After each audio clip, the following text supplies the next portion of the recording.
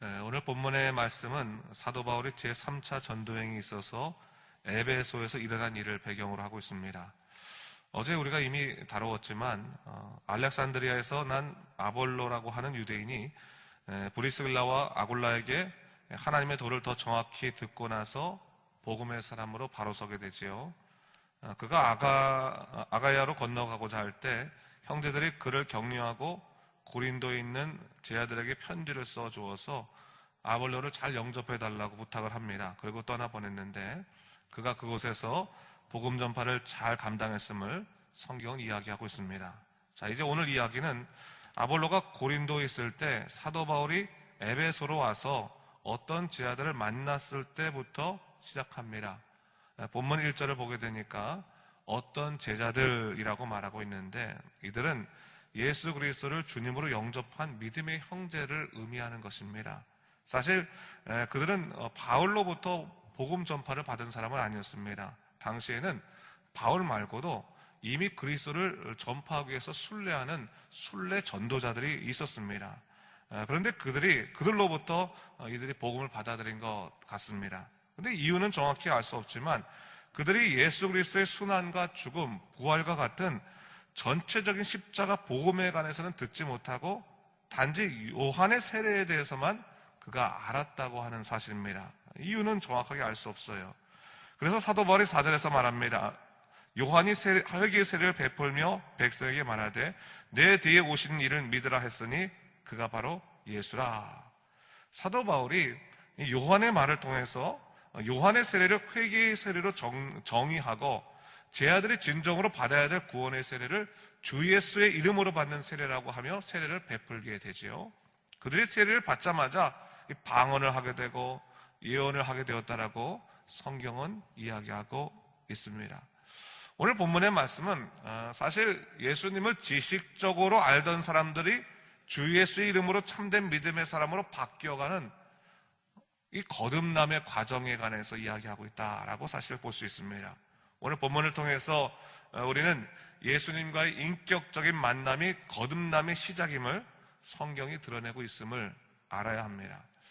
어쩌면 교회에 와서요, 설교를 몇 번 들었다고 해서 그 자체가 나는 이제 거듭남의 사람이 되었다라고 말하는 것 자체가 아니라고 하는 것을 우리가 다시 한번 깨닫게 되는 거죠.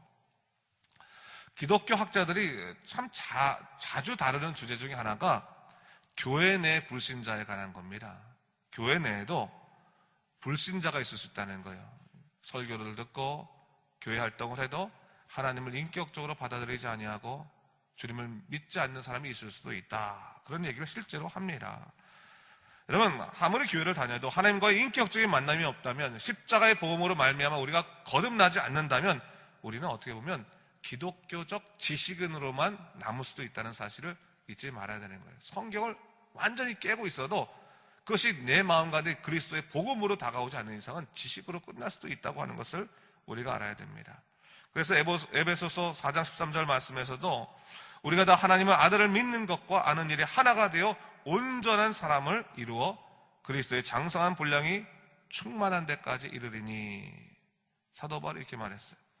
믿는 일과 아는 일이 하나가 될 때 하나님이 새롭게 하시는 온전한 사람이 될 수 있다라고 하는 사실을 성경이 말하고 있는 것입니다. 자, 이제 8절 이후에 사도 바울이 그가 지금까지 하던 대로 회당에 들어가서 석 달 동안 하나님 나라에 대해서 강론을 합니다. 아주 담대히 강론을 했다 이렇게 얘기하고 있는데, 이것은 뭡니까? 그만큼 거센 반발도 있을 수 있었다라고 하는 것을 얘기하는 건데, 그곳에서 어떤 일이 있었습니까? 말씀을 받아들이지 않고 오히려 사람들 앞에서, 무리 앞에서 바울을 비난하는 사람이 있었습니다.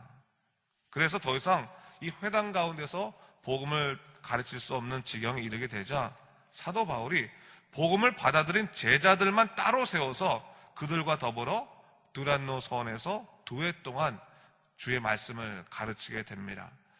이 두란노라고 하는 것이 사람 이름인지 지명 이름인지는 아직까지 정확히 알지 못해요. 하지만 이 두란노 서원이라고 하는 것은 말씀을 공부하기에 적합한 이 강연장과 같은 그런 곳이었습니다. 10절을 보니까 2해 동안 아시아에 사는 유대인이나 헬라인이나 다 주의 말씀을 듣더라라고 말하고 있지요.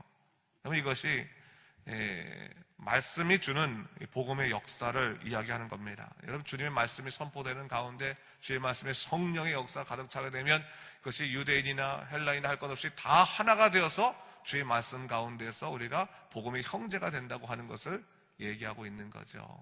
주의 말씀 그렇게 놀라운 것입니다. 우리나라도 1900년대 초반에 평양 대부운동에서 시작된 그 놀라운 복음의 역사가 일어났을 때 어떤 일이 일어났습니까?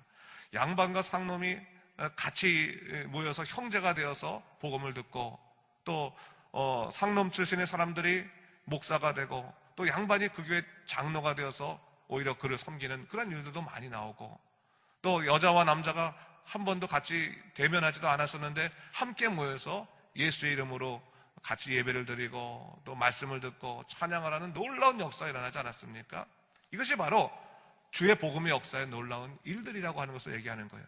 주님의 복음이 성령의 능력으로 온전히 전파되게 되면 우리 마음 가운데 있는 벽들이 무너지기 시작하고 세상적인 벽들이 무너지면서 영적으로 하나가 되더라라고 하는 것입니다. 여러분, 그게 참 놀라운 거예요.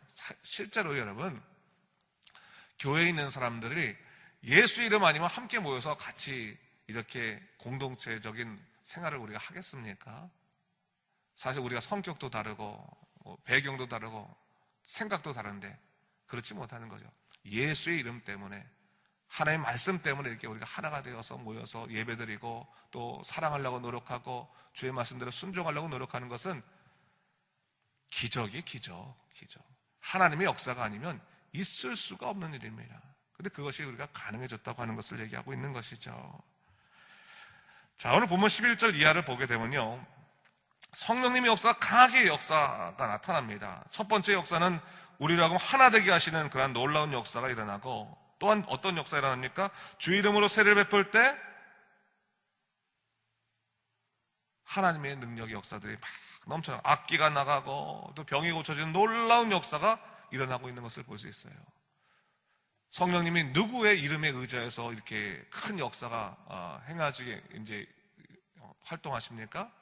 예수의 이름으로, 그렇죠? 예수님에 의지하여 성령께서 역사하셨다는 것을 오늘 본문에서 얘기하고 있는데, 본문을 보게 되니까 한 가지 흥미로운 사실이 있어요. 어떤 것이 있습니까? 이런 놀라운 역사, 특히 바울의 손으로 나타나는 하나님의 능력의 역사를 보고 신기해서 흉내내고 싶어하는 사람이 있었다고 하는 거예요. 바울이 예수의 이름으로 이렇게 기도하고 예수 이름으로 나가라 이렇게 하니까, 야, 신기하다. 저 사람이 예수 이름으로 하는 것 자체가 주문인가 보다 라고 생각하고 따라하는 사람이 있었다는 거예요. 따라하는 사람이. 그 중에서 14절에 보니까 스게와의 7 아들도 있었다고 말합니다. 따라하는 거, 흉내내는 거죠. 귀신을 쫓아내려고 할 때 어떻게 합니까? 악기들가 말합니다. 내가 예수도 알고 바알도 알거니와 너희는 누구냐? 그들에게 악기가 뛰어올라 눌러 이겼다고 말하고 그들이 벗은 채 움직이는 것을 성경이 얘기하고 있죠. 여러분, 복음의 사람과요, 흉내를 내는 사람과는 다른 겁니다. 여러분, 그걸 우리가 분명히 알아야 돼요. 복음의 사람으로서는 겉으로는 아무리 경건한 척하고 혹은 자기가 주 예수 이름으로 산다 한다 할지라도 그 마음 가운데 성령께서 붙잡으시지 않는 사람들은 세속적인 삶일 수밖에 없는 겁니다. 흉내내는 것으로는 안 되는 겁니다. 복음의 사람으로 인해서 예수 이름에 의지하고 살아갈 때 우리 삶 가운데 진정한 능력이 나타나는 겁니다. 목회를 하다 보면 정말 예수님에 의지하여 사는 사람들을 보게 되는데, 그런 사람들은 힘들고 정말 고통스러운 상황에도 예수의 이름으로 붙들고 일어나는 것을 볼 수 있고, 또 예수님께서 그 삶을 역사하셔서 성령의 능력으로 그 모든 일이 해결되는 것을 제가 많이 봤어요. 그러면서 야, 우리는 예수님 믿는다고 하면서 혹시 흉내내는 것만 아니냐, 정말 우리의 마음속에서부터 예수님을 고백하고 믿음으로 살아야 되는데 흉내내다가 끝날 수도 있겠다라는 생각을 가끔 해요. 여러분, 오늘 본문에 보세요. 오늘 이 스게와의 아들이 이 귀신 들리는 그 사건을 보면서 어떤 일을 하냐면 에베소 사람들이 하나님을 두려워하기 시작했어요. 주 예수 이름을 높이고 스스로 자복하며 회개하고 마술을 행하던 자들이 그 책들을 가져와서 다 불사르는 그런 역사가 일어나는 거예요. 야, 하나님만이 제일이시구나. 우리가 있었던 그 모든 그 인생의 것들, 이 마술과 같은 것들 다 쓸모없는 거구나, 헛된 거구나 하면서 다 불태웠는데 그 가격이 은 5만 정도 되었다라고 얘기하고 있습니다. 어떤 분들이 뭐 계산하니까 한국 돈으로 800만 원 정도 된다고 하는데 뭐 저도 확실히 얼마인지 모르겠어요. 하여튼 그 정도 된다고 그래요. 근데 아주 크게 책을 태웠다라고 얘기하고 있어요. 여러분, 예수님 정확하게 만나면 자기 옛사람들은 다 정리하게 돼 있습니다. 어떤 분은 하루아침에 정리하기도 하고 어떤 분들은 하루아침에 정리 못하지만 점점 더 말씀을 배우는 가운데 옛사람을 정리해 나가면서 새 사람으로, 능력의 사람으로, 성령의 사람으로 바뀌어가는 겁니다. 바뀌어가지 않으면 사실 가짜입니다. 바뀌어가야지 진짜입니다. 왜? 바뀌지 않을 수가 없거든요. 예수님 만나면 진리를 아는데 어떻게 안 바뀔 수가 있습니까? 어떻게 하나님 의지해서 안 살 수 있습니까? 100% 안전할 수는 없는 거예요. 그렇지만 방향을 찾는 거예요. 방향을. 예수님 정확히 만나면 내 인생의 방향이 옛날에 세속적인 방향이었다가 하나님의 방향으로 완전히 바뀌어서 살아갈 수밖에 없는 것이고, 그러면서 삶의 변화들이 점점 더 넘쳐나기 시작한다고 하는 것을 우리가 알아야 됩니다. 그런데 여러분, 오늘 본문의 21절 이하를 보면, 그렇다면 우리가 복음의 사람으로 사는 데 있어서 우리를 방해할 수 있는 영적인 골림돌들이 무엇인가를 오늘 이 사건을 통해서 우리가 또 보게 되는 겁니다. 어떤 사건이 일어났냐면요, 에베소에서요, 데메드리오라고 하는 은장색은 은을 갖고 이렇게 뭘 만드는 사람들을 말하는 거죠. 우리나라 따지면 뭐라고 해야 되나, 그거 생각이 안 나네. 하여튼 장인, 이런 사람들이라 볼 수 있는데, 데메드리오가 아데미 신상을 만들어서 이익을 얻던 사람이었습니다. 그런데 이 에베소의 영적인 변화로 인해서 자기 생계에 위협이 일어나기 시작하는 거예요. 한마디로 말해 장사가 안 되기 시작하는 거예요. 영업이 안 되기 시작하는 거예요. 화가 났어요. 화가 나고 자기하고 비슷하게 영업하는 사람들 모아가지고 지금 소동을 일으키는 것이 이 오늘 본문의 말씀이거든요. 내용이거든요. 사람들을 분노하게 만들었어요. 그래서 막 움직이는데 바울과 함께 다니던 가이오와 아리스도가를 보니까 그 사람 붙잡아서 연극장으로 끌고 들어갔습니다. 당시에 이 연극장이 에베소 동쪽에 있거든요. 약 2만 4천 명 정도 수용할 수 있는 대형 건축물이 있어요. 거기 가면 이렇게 노천극장인데 거기 끌고 갔어요. 막 끌고 가니까 에베소 사람들도 다 같이 막 몰려간 거예요. 그러면서 분위기가 웅성웅성해지기 시작하는데 거기서 사람들이 아데미요 그러니까 막 전체적으로 지금 크게 막 소요가 일어날 수 있는 그런 상황에 놓이게 됐어요. 근데 대부분의 사람들은 왜 왔는지도 모르고 끌려가가지고 지금 군중 심리 가운데 이렇게 있는 상황에 놓인 게 바로 오늘 본문의 정황입니다. 그때 결국 여러 가지 일이 있었지만 에베소의 서기장이 결국 어떠한 정리를 하게 됩니까? 바울과 그 동료들이 어떠한 불법도 행한 것이 없고 군중에 한 것도 아데미를 욕한 적도 없고 오히려 내가 보니까 너희들 군중의 이 소유들이 불법적인 거다, 합법적이지 못하다 이렇게 하면서 흩어지게 하는 사건이 등장하게 됩니다. 여러분, 오늘 이 사건을 보면서 우리가 뭘 생각할 수 있습니까? 데메드리오도 사실 아무리 자기가 아데미 신상을 만들어서 밥 먹고 사는 사람이라 할지라도 예수님을 인격적으로 만나게 되면 그거 내려놔야 되는 거죠. 거짓된 거니까. 근데 못 내려놨다는 거예요. 왜? 먹고 사는 문제가 걸리니까. 여러분, 예수 믿는 사람도 마찬가지예요. 우리가 신앙생활 잘하다가 신앙생활 딱 부닥칠 때 거의 대부분은 먹고 사는 문제 때문에 걸려요, 사실. 생계의 문제 혹은 어떤 일의 성공의 문제, 내가 요 문제를 갖고 세상적인 성공을 이루고 싶은데 항상 걸림돌이 뭐예요? 하나님의 예배, 주님의 일, 그게 항상 걸림돌이에요. 걸림돌. 처음에는 마음에 찔림이 있으니까 눈 질끈 감고 하나님 이해하시죠? 내 마음 다 이해하시죠? 제가 하나님 사랑하는 걸 아시죠? 이렇게 말하면서 스스로 시작하는 것 같지만 조금만 지나가게 되면 하나님 다 잊어버려요. 세상 일만 좋아서 그냥 쫓아다닐 일들이 얼마나 많은지 모릅니다. 잘못된 거라는 겁니다. 그걸 우리가 알아야 될 거예요. 진리의 길로 나가지 않는 이상은 아무리 세상적으로 성공을 해도 잘못된 겁니다. 그거는 쓸모없는 겁니다. 그리고 오늘 또 본문에서 뭘 얘기하고 있는 겁니까? 아무리 우리가 어떤 일에 휘말려가지고 진짜 사면초가처럼 연극장에 갇힌다 하더라도 죄가 없으면 떳떳해야 되는 겁니다. 죄가 있으면 떳떳할 필요가 없지만 죄가 없으면 떳떳해서 하나님 말씀 믿고 예수님 의지해서 살면 그냥 또 우리가 담대히 나갈 수 있게 되는 건 아니겠습니까?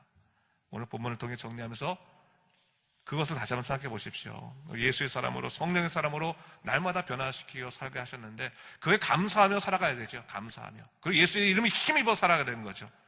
혹시나 우리가 자꾸 예수의 이름을 힘입어 살아갈 때 막는 세속적인 일이 있다 할지라도 그것을 건너가는 또 용기가 있어야 됩니다. 그러면 하나님께서 사면초가 같은 상황 속에서도 우리를 살려주시고 끝까지 우리를 마지막을 이끌어 주신 겁니다. 마지막 한마디만 더 하면 우리가 아무리 세상적으로 돈이 많이 벌어도요, 죽을 때 한 푼도 가져갈 수 없거든요. 그러나 그렇기 때문에 어떻게 보면 인생이라는 게 참 허무해 보기도 해요. 그러나 매일매일 예수님과 동행하며 살아가는 사람들은 마지막 인생길에서 세상 것은 가져가지 못하지만 하나님과 우리 일생에 함께 동행했던 그 동행의 기쁨과 은혜들은 하나님 나라에 가져갈 수 있다는 것을 알아야 되는 거예요. 무엇을 가져갈 수 있을 것인가를 생각하고 하나님의 크신 은혜를 붙잡고 오늘도 능력으로 살아가는, 하나님께 여러분 지키시니까 걱정하지 않으셔도 돼요. 지키시니까 살아가는 여러분 되시기를 주님의 이름으로 축원합니다. 기도하겠습니다. 주 하나님 아버지 감사합니다. 오늘 아침에도 이 말씀을 통해서 다시 한번 우리의 믿음의 길이 무엇인지를 생각하게 하시니 감사합니다. 주 하나님 아버지, 우리가 사면 초과가 되는 상황이 놓인다 할지라도 주님 의지하겠습니다. 주님 붙들겠습니다. 주님 도와주시옵소서. 우리를 이끌으시고 우리 심령 인도하여 주시옵소서. 혹시나 우리가 예수님께 나가는 그 길을 방해하는 일이 있다 할지라도 하나님 그 길을 건너게 하여 주시옵소서. 이기게 하여 주시옵소서. 이를 통해 승리하는 믿음의 백성 될 수 있도록 인도하여 주시옵소서. 감사드리며 이 모든 말씀 예수님 이름으로 기도합니다. 아멘.